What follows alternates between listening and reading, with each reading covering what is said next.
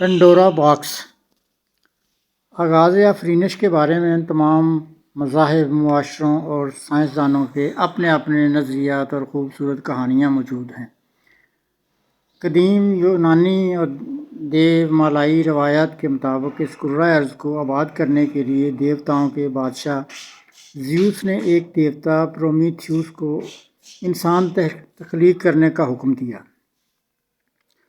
اور اس کے بھائی ایپیمیتھیوس کو جانور اور پرندوں کی تخلیق کا حکم دیا۔ یونان کے ایک کسان شاعر ہیسیڈ نے پہلے باغی اور پہلے سیاسی قیدی پرومیتھیوس کی اس کہانی کو نظم کیا تھا، جس نے قدیم یونانیوں کے رب اعلیٰ زیوس کی حکم عدولی پر سزا پائی تھی۔ ہمارے روایتی شیطان نے بھی خدا کی حکم عدولی کی سزا پائی۔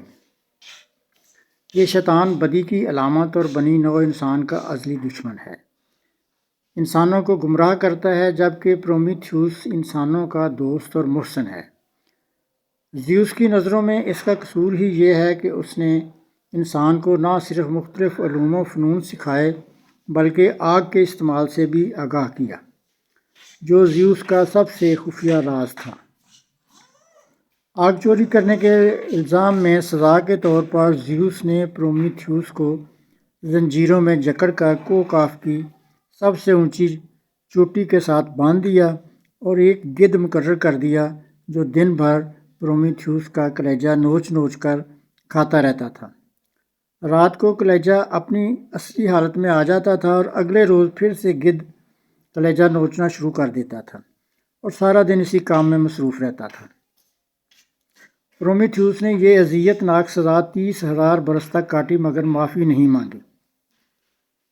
بعض مشاہیر افلاطون، Bacon, Goethe, Byron, Shelley, Voltaire, Karl Marx اور پکاسو نے اس کی انسان دوستی، پامردی اور اخلاقی جرات کو خوب سراہا ہے۔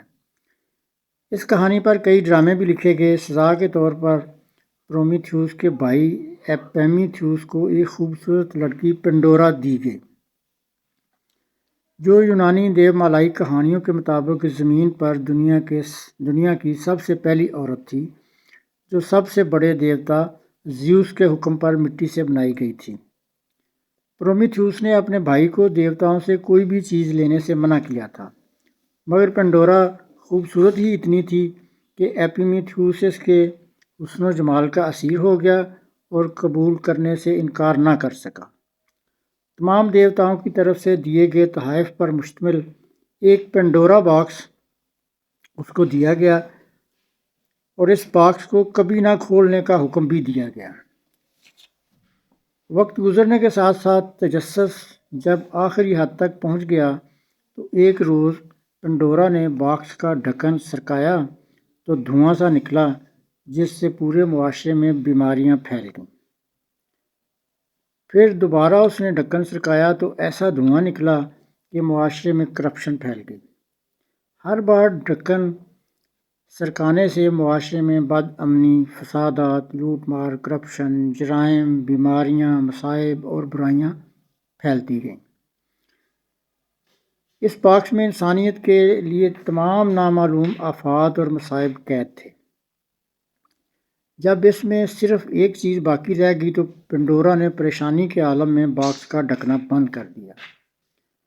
پنڈورا کے خاوند نے کہا کہ جب باکس میں سے سب کچھ نکال دیا ہے تو اب اس میں صرف ایک چیز جو باقی رہ گئی ہے اسے بھی آزاد کر دو تاکہ باکس خالی ہو جائے اور کسی دوسرے کام کے لیے استعمال کیا جائے۔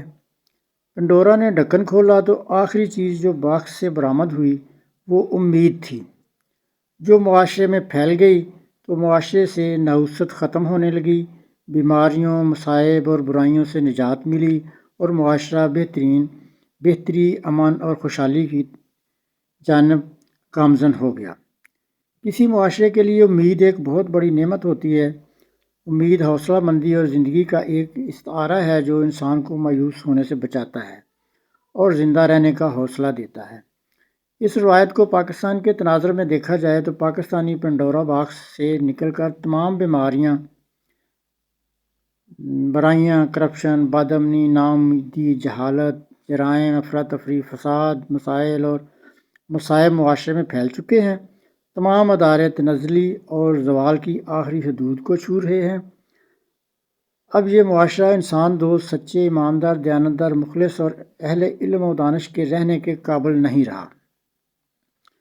اب اس پنڈورا باکس میں آخری چیز امید جو موجود ہے اور ابھی تک قید ہے، اس امید کو پنڈورا باکس سے رہائی ملے گی تو معاشرے سے برائیوں کا خاتمہ ہو سکے گا اور پاکستان ترقی کی راہ پر گامزن ہوگا، ورنہ آئینی، معاشی، سیاسی، اخلاقی اعتبار سے ہمارا زوال پذیر معاشرہ تنگ و تاریک راہوں میں بھٹکتا رہے گا اور پاکستان کا مستقبل تباہ و برباد ہو جائے گا۔